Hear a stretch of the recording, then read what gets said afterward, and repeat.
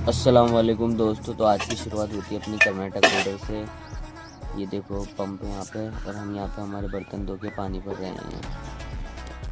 हाँ तो दोस्तों, अपना हो चुका है अब सोने का टाइम। अब चलाएंगे अपनी मम्मी की गाड़ी, और अब हम हाँ तो दोस्तों, हम पहुँचने वाले हैं बीजापुर। और ये हमारी धन्नो जो हमें अभी दो दुआ के खड़ी करी है। अब हम नहाएंगे धोएंगे, फिर यहाँ से रवाना होंगे, फिर आगे जाके खाना बनाएंगे। ये है हॉस्पिटल से पहले वाला टोल, और ये बन गई हमारी सब्जी आलू मटर की।